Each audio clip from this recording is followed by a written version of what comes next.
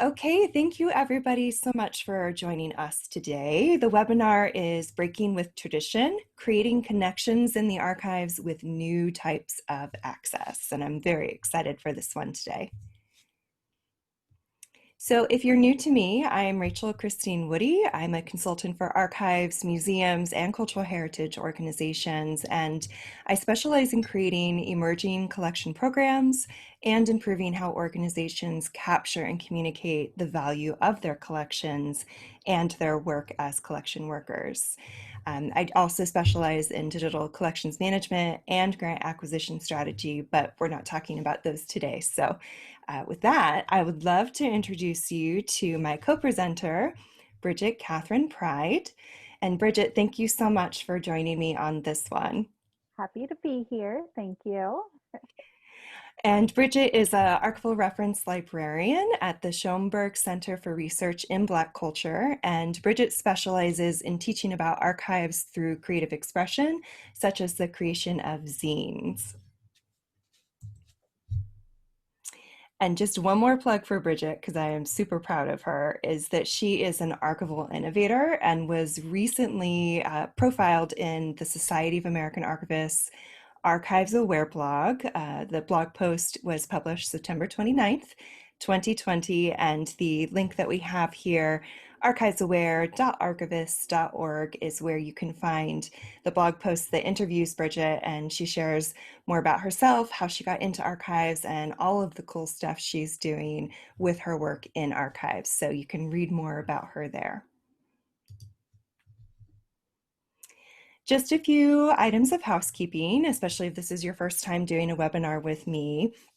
This session is pre-recorded, and there's a few reasons for that, but one of the major benefits is so that Bridget and I can both answer any sort of follow-up questions in the chat box. So definitely take advantage of that if you are joining us for the premiere session. And then a link to this recording will be sent via email to everybody who registered. So if you're here today and you're here because you registered, you'll get an email tomorrow with a slide deck link to the YouTube recording, and any other sort of information that we share with you today. And then I do want to point out, you can make the video screen larger by clicking the bottom right of the video and selecting full screen. So if you're looking at the video, you hover over the bottom, there's going to be a menu there, and the one with the brackets in the far right corner is the full screen button. And if for some reason that doesn't work, this premiere is happening via YouTube, so you can always pop over to the YouTube channel by searching the webinar title, and you can view it there. And then for Bridget and myself, contact information will be provided at the end of this presentation. So if you have questions that don't make it into the chat box, or for whatever reason you need to connect with us afterwards, because usually my best questions happen after the event. So you'll have Bridget and I's contact information, and you can we invite you to reach out to us for that. And then just please remember that the content that Bridget and I are providing here today is our content. It's our intellectual property. So please keep that in mind if you share it. Make sure you're citing us and giving credit where credit is due. All right, so we are going to jump in. This is our outline for today.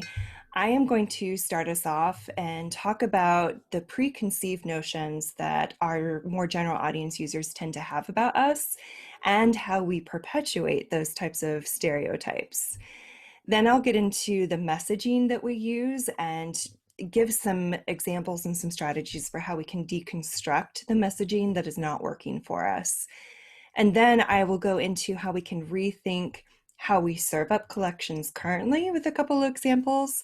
And then I'm going to hand it over to Bridget to talk about her next points. So I will be talking about how we can break down barriers by creating different points of access. So I have a couple of examples to share with you all. Then I'll be talking about how we can build connections for our users between the user and the collections that we're serving.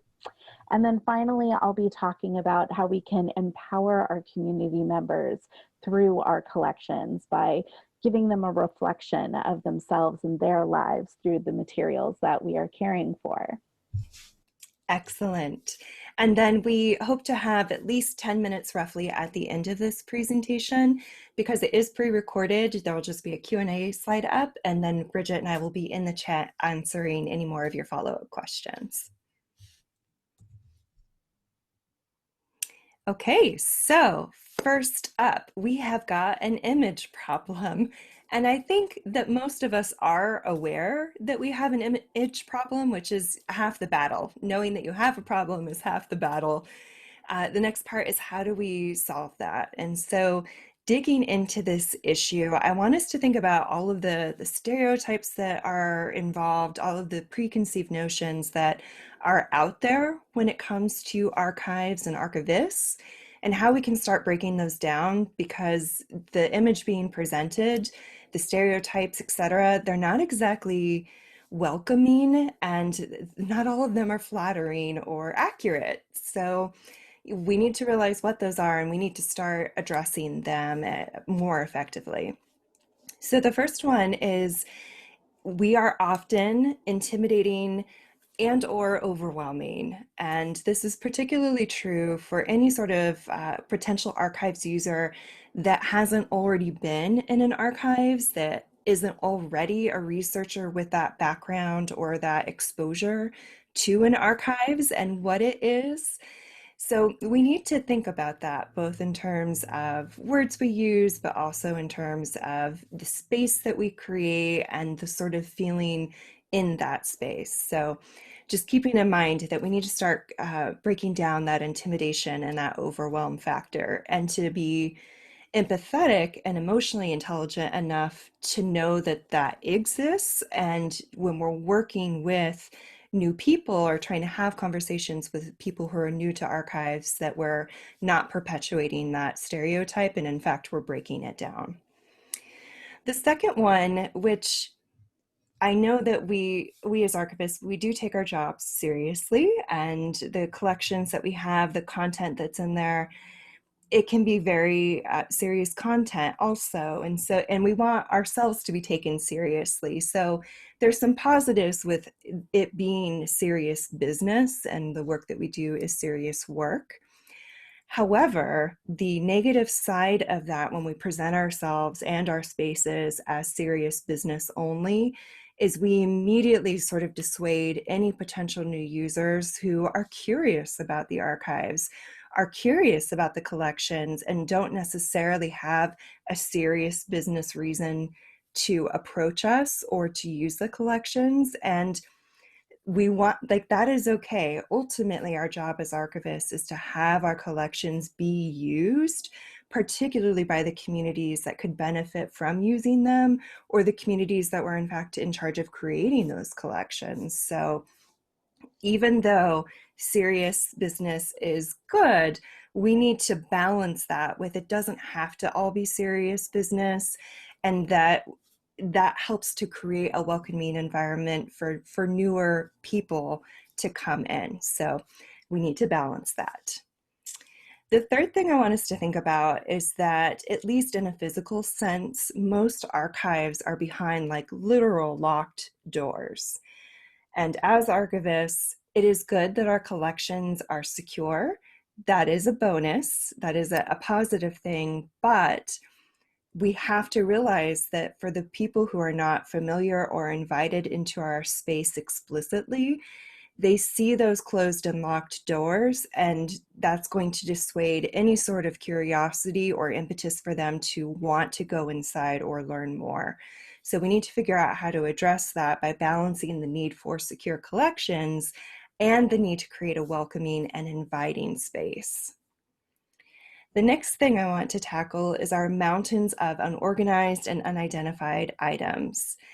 For 99% of archives, which is not an official stat, but I feel is fairly accurate, we all have backlogs. We all have stuff that's come in that is just, it is what it is. It's not organized. There's a rough idea of what's in there, but otherwise we don't know. And when we present that, when we talk about backlog, or when we think about collections as not being ready because they've not been processed, we're immediately dissuading users from even trying to look at those materials.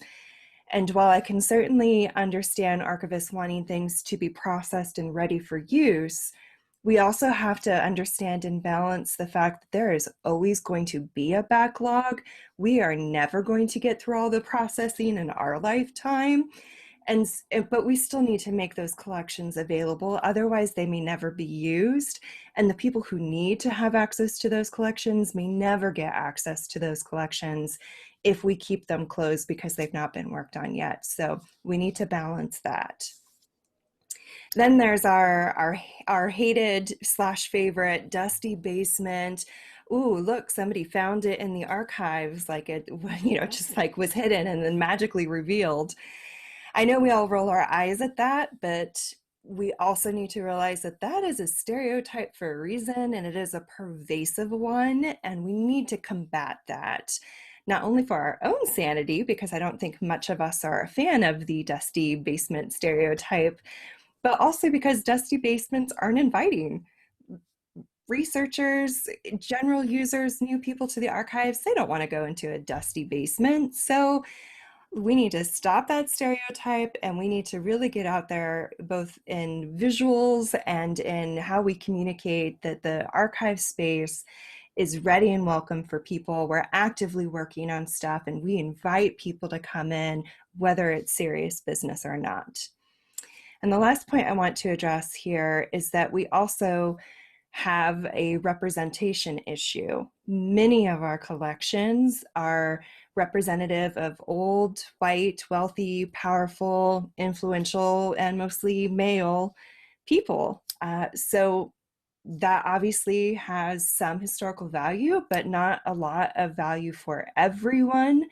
And when we have collections that are just in that one category, it will dissuade people who might be interested or wanting to learn more about things that don't fall in that category. So thinking about representation of what is in our collections and where our holes are, where the gaps are, and knowing that those gaps are contributing to part of our image issue and contributing to our issue of not having a collective historical record, and so many other things. So I do want to highlight that point because it is a very important problem for many reasons, one of which is because it's not being welcoming to everyone. For my second point, I really want to focus on the words that we're using. Words matter, especially to people who are not familiar with archives or archivists.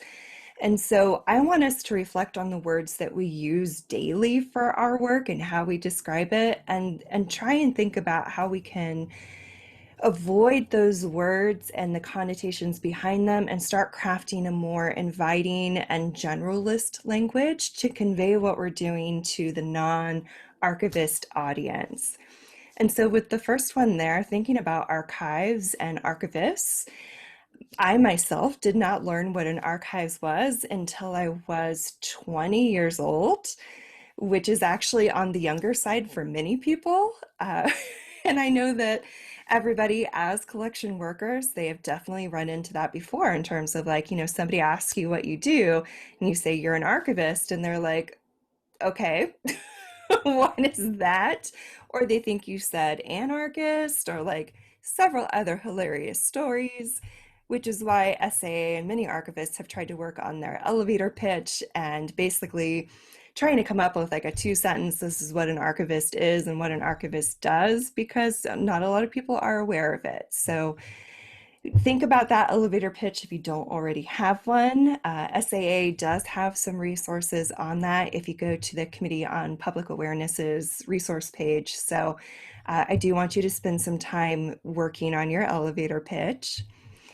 And then I next want us to think about the words that we use to describe our collections, of which special collections is usually used, or rare materials, rare collections, one of a kind, unique, original, all of those types of words. They are important, but when we use those words solely, it really dissuades the users, again, that are new to archives and they may not have that quote unquote serious business to do. And if they're thinking that these materials are special or rare, that communicates to them that it's not for them to use, that they themselves are not special enough, or their interest or curiosity is not important enough to have access to those materials. And in so many cases, that is not true, and that is not the message we want to be sending. Again, for archives, we want our collections to be used. That is why we exist. And so we need to start shifting away from that special, we're unicorn, these are rare materials language. The next words I want us to think about are about our spaces and our collections being closed or restricted. Now, for legal reasons, these are words that are sometimes necessary and convey some important information. However, if they're the only words that we are using, this again sends a message that this is not for you.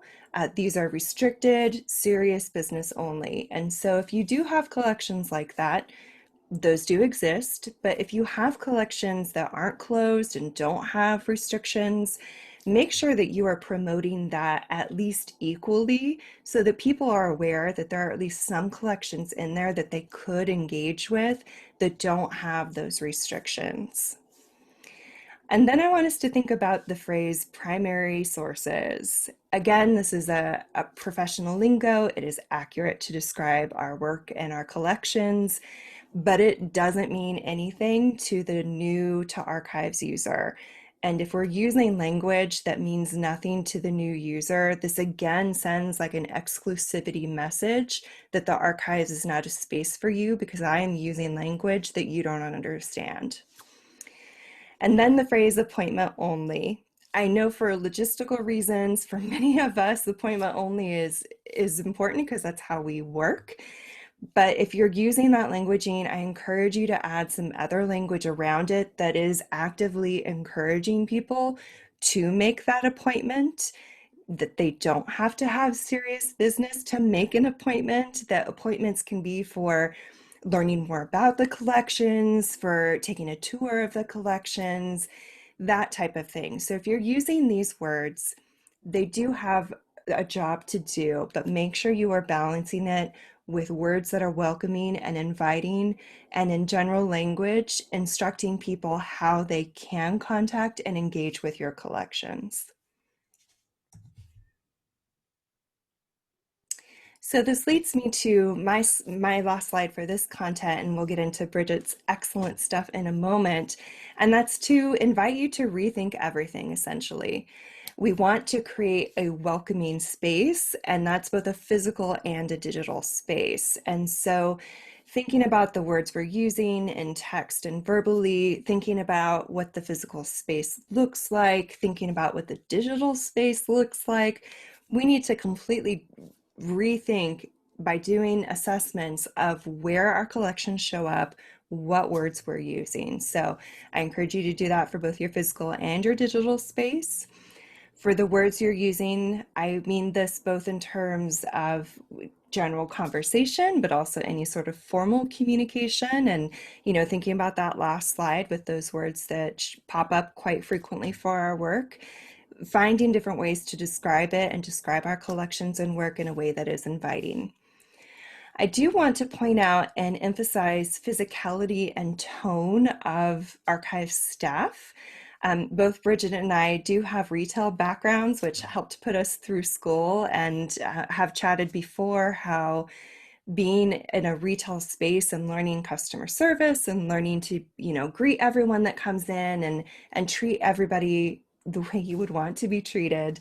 All of those skills and training have helped us be great archivists and working with communities and doing that community outreach. So when I talk about the physicality and the tone, I do want you to think like, did you have any like customer service experience in your background when you were, pre-archivist days? And if you did, great, bring those tools back out. If you didn't, I encourage you to think about this and think about how you as an archivist introducing your space and your collections as if you were a store of goods and inviting customers to come in to explore and perhaps use your goods, which is your collection. And then think about for the text, I'm heavy on the words this time, the guides, the catalog, websites, anything that's talking about your collection.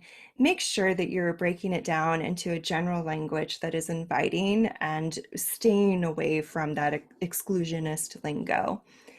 And then any sort of points of access, whether that is physical space, digital space, all of the points of access where your collection or, scheduling appointments pop up, make sure you've got inviting visuals, inviting language, even directions like, hey, email us if you have a question, or do you want to take a tour? Like, think of prompts that could encourage people to take that action to engage with you and your collections.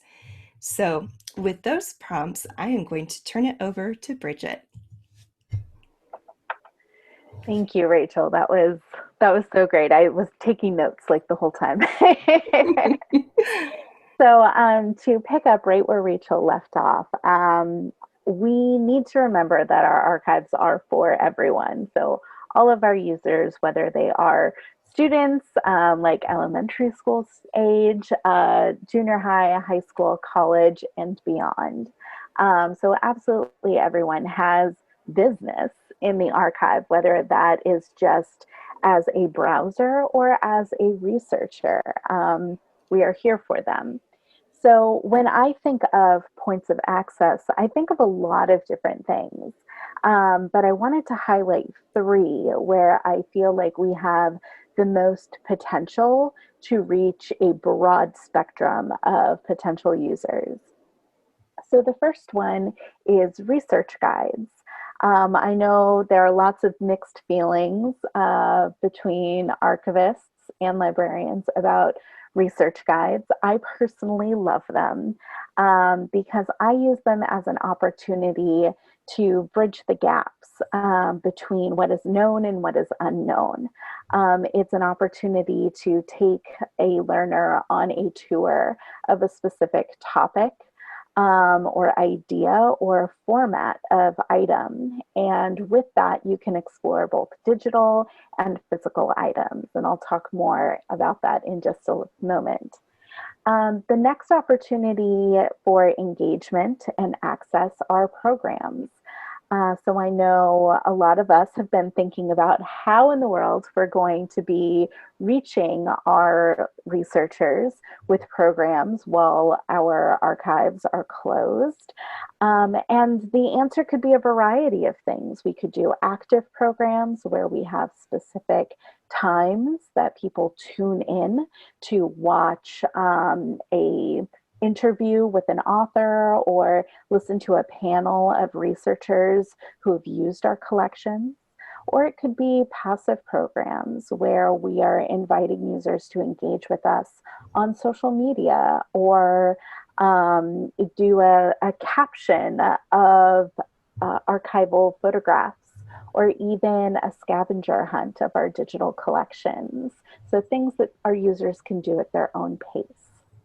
And finally, I've been really diving into curriculum. While the library has been closed, I've still been teaching research classes with either library students or students from English or history classes or whatever who have some sort of connection to with the collections at the Schomburg. And I'll speak more on how that goes in a moment as well. Ready for the next one? Yes, please. Okay. All right, so research guides. I recently created this research guide, By Any Means Necessary, Documenting Black Protest in the Schomburg Center. And this guide was created this past summer as a reaction to all of the Black Lives Matter protests that have taken place for a while now, but specifically after the murder of George Floyd. And so, what I wanted to do was show to researchers that this is not new. So, I was interested in tackling the history of how protest in the Black community has been documented at the Schomburg Center. So we started with slave insurrections, we cover civil rights protests, we covered the Black Power movement, we cover gay liberation, and then I lead our researchers through our archival collections that they can view in person with links to the finding aids. I discuss rare books that cover these topics. We have some fabulous um, books and pamphlets on the case for enslavement. I cover materials located in our digital collections that people can browse at home or download and look at later when they don't have an internet connection. And then I highlight materials in our web archives collection, which has been a new project at the Schomburg Center, specifically documenting the hashtag syllabus movement, which I highly recommend you check out. But the purpose of the research guide is to explore all of these different types of resources that cover the same topic. So we have physical items, we have digital items, and even materials that are not part of the New York Public Library collections, because discovery of these tools and these sources don't stop at the Schomburg Center. So as much as we can, reaching out and pointing to collections at other libraries or archives or institutions can be very helpful to the researcher. Slide, please.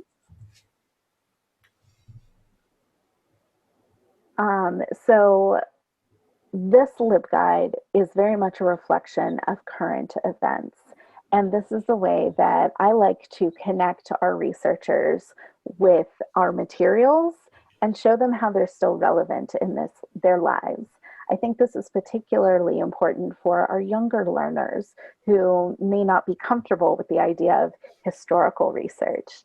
So showing them that there are resources outside of these dusty documents. And in particular for this topic, I wanted to make sure I provided resources for safe protesting and for documenting the protests. The Schomburg is actively collecting materials from the current protests. So making sure our users know that they are making history right now and they could potentially deposit their materials at their local institution.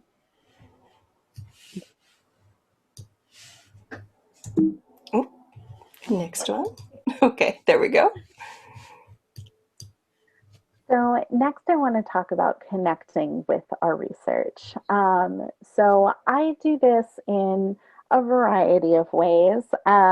So making sure we have a variety of experiences. I talked about this a little bit with programming, but it also has a lot to do with how we teach classes. So I tend to go one of two routes, probably one of three, and we'll get into that. But having a show and tell component, which is kind of my go-to, where I would meet with the professor, the instructor, about, okay, what brought you to the Schomburg? What do you want me to show your kids? What kind of experience do you want? Where we would work together and I would curate a lesson plan with materials from the collections to show the students. Another favorite thing that I like to do is more of a discover and teach, where the students are driving the discussion, where I might pull a few things from the archives based off of the topic of the class, but then I sit the students down in pairs to look through a folder. And then I ask them questions. What are you seeing? What type of document or item is this? How would you use it for your class project at the end of the term? Who wrote this? How old do you think it is?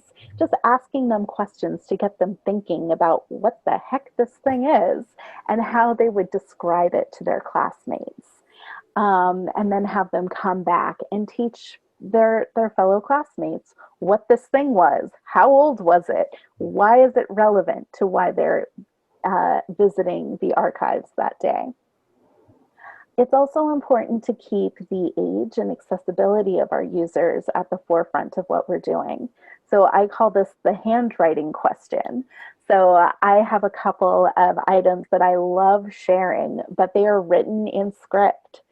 So very often I will be in this class with these students and I'll just say, okay, who feels comfortable to read this handwritten document? And I might like hold it up. And every now and then there will be a shy hand. I'll be like, you, yes, you, go. And I've read the document so much that I know what it says and I can help them struggle through the handwriting. One of my colleagues has offered on multiple occasions to teach kind of a handwriting 101 course to our teen curators and our junior scholars. But really empowering your users with the ability and the confidence to jump in and pick through this scribble to see what they can learn from it is really exciting once they finally put it all together. Keeping track of time kind of seems like a no-brainer sometimes. I know I've had to adapt quite frequently, located in Harlem, in New York, where most of our users are taking the subway. I've had hour and a half long classes get chopped down to 30 minutes because the subway wasn't running. So being able to think on your feet, think of, okay, of all of these things that I have to share with this group, what is the most important? What are they interested in learning about? And giving them the option. I had one group who was at the Schomburg, they were supposed to get a tour given by one of the library volunteers, and then supposed to spend an hour with me after this 45-minute tour to look at the history of dance at the Schomburg Center. And we had to together make the really difficult decision to skip the tour and just look at the archival materials. So kind of working with your group to see what is important to them and what has the highest priority. And then we have to think about the location of our users. Do they have internet access? Are they able to come into the reading room? Are they going to be working from home? How can we adapt what we're teaching so that they are able to engage fully without feeling like they're getting the short end of the stick? I love the point you raised, Bridget, about sort of leading the discovery with the students by asking them questions like, and questions that don't have a right or wrong answer, I think are key there.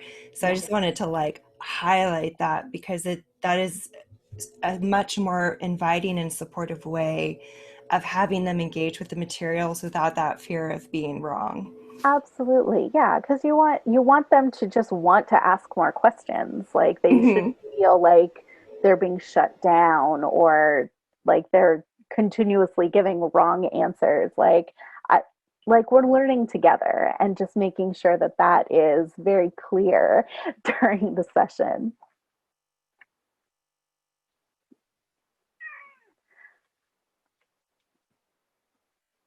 Okay, so probably my favorite type of class to give is our zine making classes. So on the screen, I've shared with you 3 zine pages that students have made while visiting the Schomburg Center. So, for those of you who don't know, zines are like personal magazines. They are small print runs if you make more than one. They can be about any topic. And I am a very crafty and creative person. And so I wanted to share with my learners a way to engage in the archive that isn't based off of writing research papers, because for some folks, that's a turnoff right away. So I wanted people to know that they could come in and they can learn and create in a way that is comfortable for them. So the first 2 zine pages we are seeing were created by 4th graders. And it just makes my heart so happy. So these students came in after reading the book One Crazy Summer, which is about 3 sisters who left their home in Hawaii with their father to go stay with their mom in Oakland, California for the summer in the 70s. And so these girls were thrust into a world where the Black Panther Party was a very strong force in the community, and their mother was a part of it. So these students had this kind of understanding of the Black Panther Party that they had learned from this book. And then I gave a lesson on the Black Panther Party and kind of the basics of what they stood for and the 10-point program. I then divided the class into groups of 2 or 3 students and assigned each group one of the 10 points. So there were 10 points or 10 groups that this class was divided into. And then they created zine pages referencing the book and whatever point it was that they were assigned. So the students got really into it. I had provided them with markers and copies of photographs from the archives and the digital collections and magazines and just things I had found referencing the Black Panther Party. And they were able to process the 10-point program and relate it to the book that they had been reading. And so the first one is based off of point 7, which reads, "We want an immediate end to police brutality and murder of Black people," which is like a heavy thing for a 4th grader to be like exposed to and think about, but look at the time we're in now. So it's super relevant still. And then the student wrote their own interpretation of this. Police stop murdering innocent people like little Bobby, who is a character in the book, or arrested like Huey, Panther power. And that was how the student represented what they had learned. And then the same thing for point 3. We want an end to the robbery by the capitalists of our Black and oppressed communities. And the student created her own vision of what that looks like.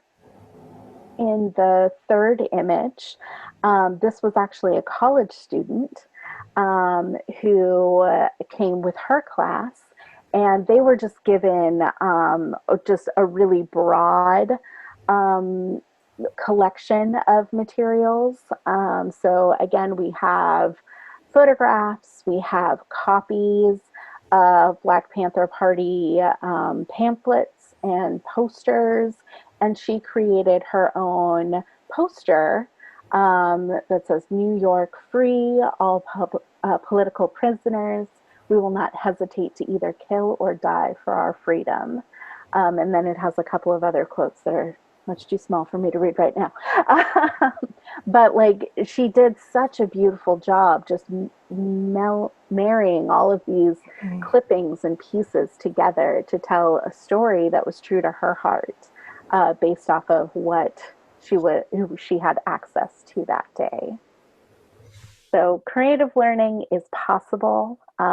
It's relatively easy to do, and it's a great way to interact with our users of all ages. That's the beauty of it. It's like, who brings 4th graders to the archive to do research? You don't usually, but we can figure out ways to make that possible for them. Mm-hmm.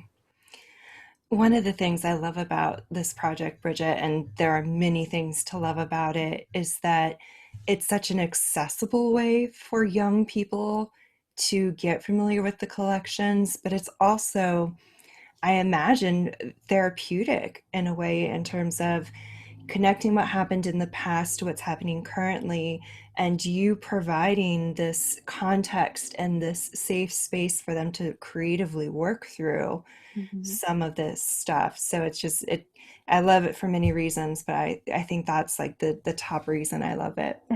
Yeah, it's so much fun to do. And just watching students like kind of light up when they're like, "Oh, this isn't going to be research. I get a cut and paste." I was like, "Same." Yep. Like, Yep. let's relax. Let's learn and relax. Absolutely. Creative work the right side of our brain. Absolutely, yeah, which is such an important point. Archivists, and going back to the whole serious business Yeah. thing, it's like this is an equally valid way to use collections to have people learn from them, and I love it because it's stuff that we don't traditionally get to do a whole lot of, and so it's inspiring. So thank you for sharing that example. Yeah, my pleasure. Ready for the next slide? Yes, let's move on. So, I want to talk about how we are creating connections with our communities. I have a couple of questions to consider. So, what are you doing to ensure that your users feel welcome? One of the highest compliments I've ever been paid as a archives instructor is that the students felt welcomed, that they had gone to this other archive and they were scared to touch anything. And then they came into the Schomburg Center and there were materials sitting at a chair that they were supposed to sit at. And I told them to pick it up. And they were terrified. But at the end of the session, they were so comfortable and they had thanked me for making them feel comfortable. So, what are you doing to make sure that your learners, whatever their age they are, feel like they're supposed to be there learning? What specific items do you have in your collections that have the potential to show direct connections between the archives and the user? So, looking back at the Black Panther Party collections and showing like the rage and the hurt of that community that is still happening today, that is one way to show connections. I enjoy showing playbills because they haven't changed a whole lot. um, and just really connecting your users to these everyday items. Just one thing happens to be an item that used to be owned by a very famous or important person. But you have those same items at home: passports, playbills, letters. It's the same material. And how can your community connect to the institution? So the New York Public Library right now is hosting pandemic diaries, where you can submit a recording of yourself talking about how your experience has been during the COVID-19 pandemic. And they're keeping those on file for future researchers to access. Are there projects that you can do at your institution that are similar? I'm trying to figure out a way to collect these zines that I'm teaching students how to use. I know other libraries within the New York Public Library does actively collect zines created by New Yorkers. So how can we engage our community to trust us to deposit their materials with us that document their lives? Because all of our lives are important and worthy of study. It's a snapshot into this time that we're living in. And I don't know about you, but it's pretty exciting out there right now. There's a lot going on, and there's a lot that your experience is documenting about what we are living through currently. And everyone has their own story to tell. So, how can we encourage our users to tell that story and leave it with us for the future? You said so many awesome things there. So, and just to choose one to highlight, because I know we need to move on, but I think it's so important that you raised the granting permission for them to touch things. Not only does that help break down that overwhelming intimidation barrier and help them feel welcome, it raises the what I call touchstone experiences, whereas archivists, like that is our pleasure. Like that's why we're in the gig, is to touch history every day. I mean, that's why I got in the job. Yes, absolutely. And in touching those things, like you are literally connecting yourself to that history. And there's such an alchemy to that physicality of it. And I think that's just such a wonderful way for you to grant them permission that they didn't necessarily need, but to break down and invite them to touch the things because that history is there for them too. So I think that's just such a great way to do that.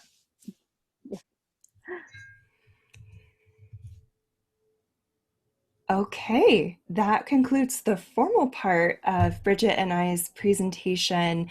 As promised, this is our contact info. For myself, I invite you to email me with any questions, ideas, etc. You've got my website and LinkedIn to check out. You can connect with me on LinkedIn or Twitter. And then I've got courses, webinars, etc. on YouTube and the various websites. And if you haven't already, sign up for my newsletter because that's, for webinars such as this one, that news goes out to my newsletter religiously. So that's how you can connect with me. And Bridget? Yeah, so I provided my New York Public Library email address and also my personal professional email address. So choose how you would like to reach out to me directly. I've also included a link to my LinkedIn and also my Twitter. I apologize, I'm not very active on Twitter, but if you tweet me, I will respond. Perfect. And a slide deck should have gone out to you yesterday, and a slide deck will be sent out again tomorrow with the recording link. And if you're watching this as a recording on YouTube, a slide deck will be linked in the show notes, so to speak. So we have a couple questions that were pre-submitted, and thank you to everyone who did submit what they wanted to hear because that helped Bridget and I create the content that we covered today. And the first question, Bridget, is how do we balance our archival principles and responsibility to display records in context with making our systems and digital catalogs more friendly and less intimidating to users? Because for most novices, they expect it to be like Google. Yes. Yes. Did you want No, to? Oh, sorry. Did you want to I'm tackle? happy. I'm Yeah. happy to discuss this. Yes. No, we deal with this all the time. I very often get frantic emails from researchers who are like, I tried to look for this thing and I think you have it, but I don't know where I am. And they're very confused, and it's very easy to get confused because the New York Public Library shares all the same like catalogs and searching tools, and so if you aren't unfortunately given instruction on where things are and what you are looking at, it can be really easy to get lost. Mhm. So, what I have personally done to try to combat this crazy labyrinth of tools is to create research guides.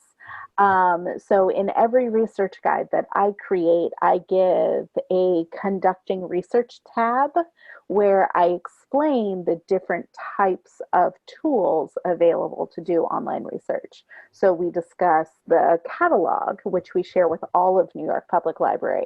That's over 90 branches. Okay, so it's a lot. We have information on where to find the finding aids and what a finding is and how to use one because like if you don't know, you don't know. So you need to be able to learn how to use one.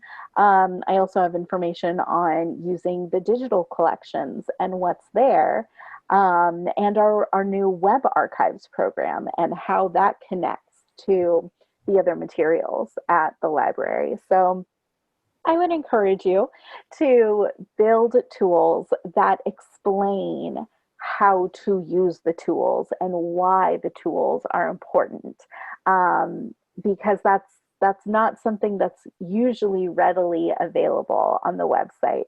So I have a handout that I give to classes breaking down like this is why you use it, this is why you use this instead. But the research guide is a really great tool to put all of that information into. I love it to get geeky for a moment. the tools to explain how to use the tools. So like meta tools, which, we're fans of metadata. So it Mm. makes sense that we have meta tools. Yes, absolutely. I echo what Bridget said in terms of creating those additional instructions because they are necessary for non-archivists, which honestly is everybody who's not us. And all of our collections are different.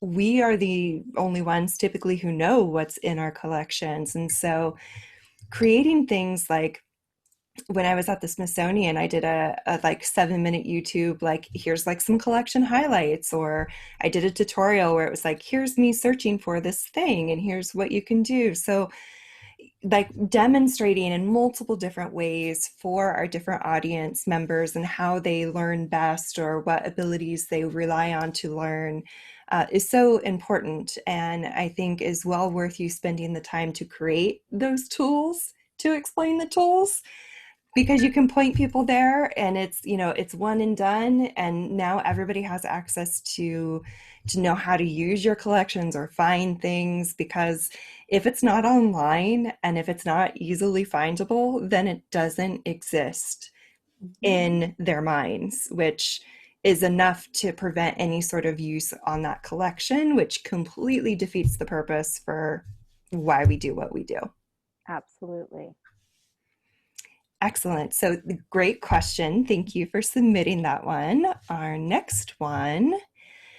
It's my understanding that corporate or institutional archives can ethically restrict their collections for any reason or no reason at all, as long as they follow legal access guidelines. Whereas collection archives or research archives, which is archives that acquire documents they did not create, have an ethical obligation to make their holdings available to everyone on an equal basis. Is this correct? Which, great, complicated question that I think is fair to say doesn't have a like easy yes, no. Mm-mm. No. Yes. Bridget, would you like to go first? Yeah. Okay. So it depends. Like that's Mhm. we it's the answer for everything. It depends.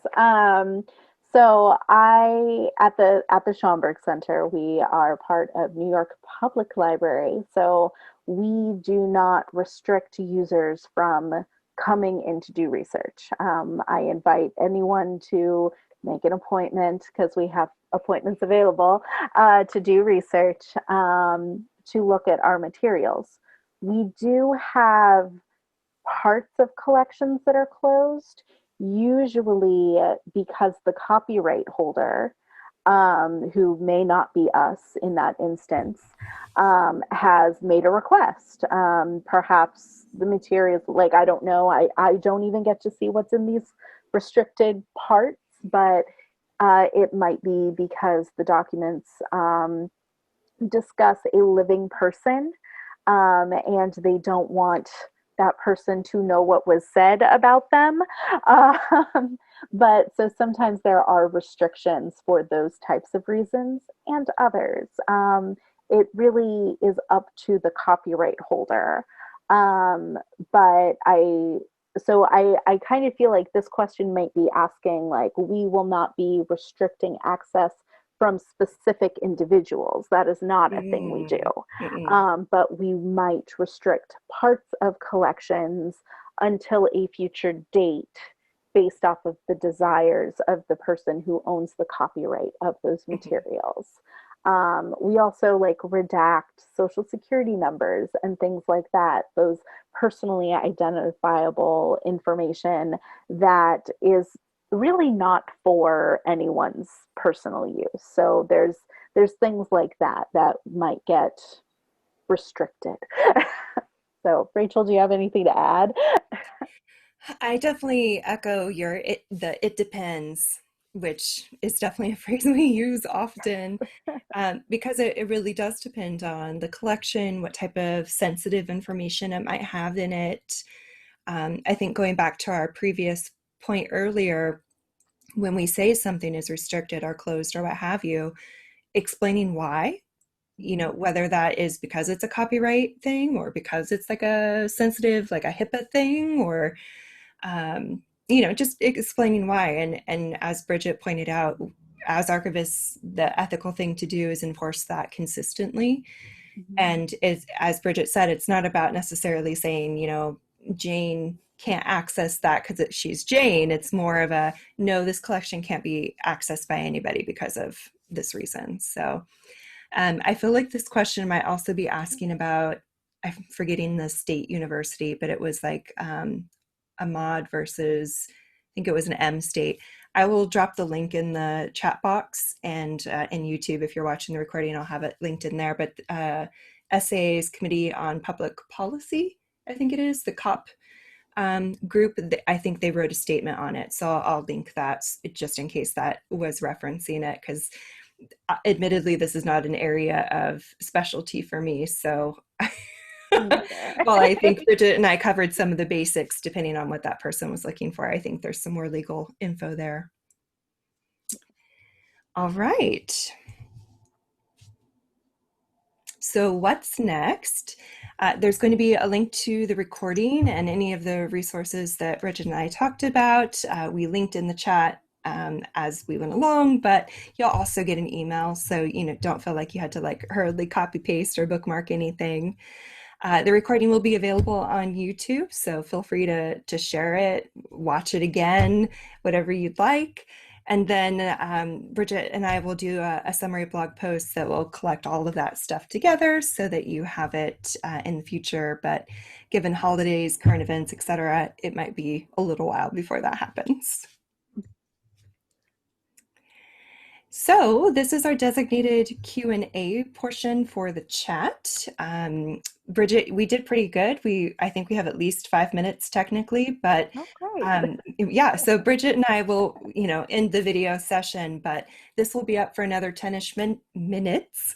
And Bridget and I will be in the chat. And then, of course, you'll have a copy of the slide deck, so you'll know how to contact us if you think of anything else. So with that, Bridget, I'm going to formally thank you for joining me on this one. I really appreciate all of the great stuff you've shared. So thank you. Thank you. It's my pleasure. This was so much fun. All right. And thank you to the audience for joining us. We'll be in the chat for a little bit, and then we'll see you in the next webinar.